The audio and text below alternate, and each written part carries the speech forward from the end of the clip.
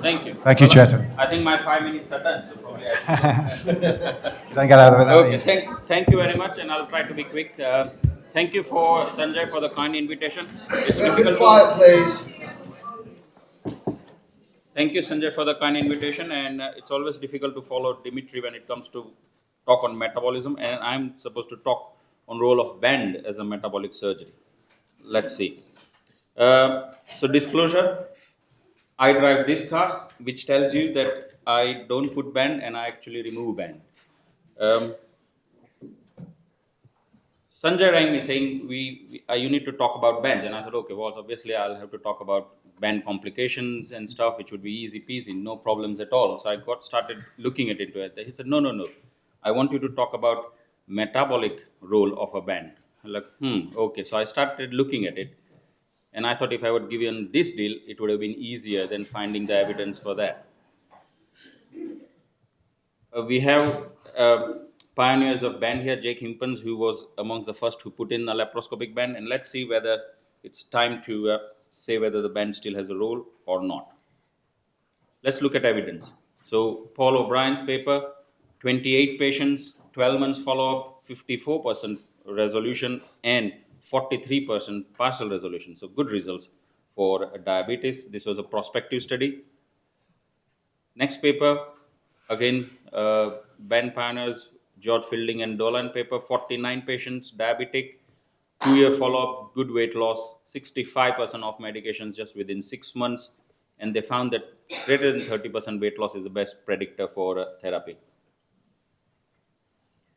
Again, Dixon and O'Brien paper looking at role of band in severely obese, 50 diabetics, 64% patient had remission. They concluded that greater weight loss and a shorter history of diabetes had a positive role. Ralph Peterley's paper, again 295, but 50 patients diabetic in it. 75% of them had resolution. So this all early results and early papers showed good resolution. Now to be within the 5 minutes, I'm going to just directly skip to the systematic and meta-analysis of looking band, sleeves, and bypass comparison. Very small numbers in band, diabetics, but what they found was that band did give you 47% of diabetes control. Obviously, half then Roux-en-Y, but that was attributed to 47% weight loss. Again, less than bypass, but that's what the meta-analysis showed. Fielding had another review where he looked at all the bands at long-term follow-up, 5 years, 8-year follow-up. Good weight loss if you look at that column, but there was no data on diabetes. Let's go further now. So this was all early data. Let's look at long-term follow-up. 7 years data, 15% pre-op diabetic, no diabetic data at long-term follow-up. Swedish long-term follow-up, prospective study, no data on diabetes. Jake Himpen's paper, long-term follow-up at diabetes, which was, of band greater than 12-year follow-up. Actually, there were 5 patients preoperatively at diabetic. At 12 years, there were 12. So the number of diabetics increased. Carl Miller from Australia, no data. This is a couple of randomized trial. One is Paul O'Brien's one. Small cohort comparing band with medical therapy. In this cohort, very small number, only 8 diabetics, which showed that 70% resolution. Well, this was better than intensive medical therapy, but we are only talking of 8 patients here. Another RCT by Angriasani, there were no patients with diabetes in the band group, so we can't comment on long-term follow-up for that. The list continues. This one, 53,000 patients looked at. Diabetes was significantly associated with band removal. Okay, so they didn't give particular data, but all patients with diabetes had more chance of their band removed in long term. New York, something similar of 20,000 patients. Swiss study, no data on diabetes, and only 15% of the patient actually had the band there and good results. Italian experience, long 6 years, no data. Rudolf Weiner, at 1 year, yes, 92% had diabetes control, but no long-term data.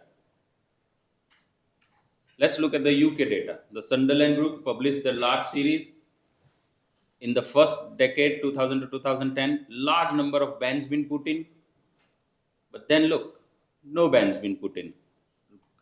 Rapid nose diving down. Now they are all clever doctors there. I've worked with them. Uh, there must be something there which caused this trend. So let's look at the UK data then. 2018, nosedive. The whole band number has nosedived rapidly. So something is not right. We all know that it must be not providing the results what we want. Look at the IFSO data now. Same. Only 5% bans put in, only 16% weight loss at long term. There are nearly 400,000 patients here with 19% diabetics in it, but no data in long term in the IFSO registry. So this is what I thought. Well, I think band is on a ventilator. I don't think it has a role for metabolic surgery. Do we have anything which could provide an adrenaline shot for the band? Probably a couple of papers I could quickly quote. This paper published by Paul O'Brien recently, no diabetes data, but what he has showed that in a high volume experienced surgeons group, you can have up to 45% weight loss in long term, which then can extrapolate into maybe diabetic remission. But that's that. I would rather say probably we should be waiting for this BiBand sleeve study, which is the largest randomized controlled trial on band, sleeve, and bypass, which is done in the UK. And I think they have just finished recruitment. So we should wait for that because it is going, the outcome is going to be weight loss and quality of life there. Now, our IBC poll is always popular.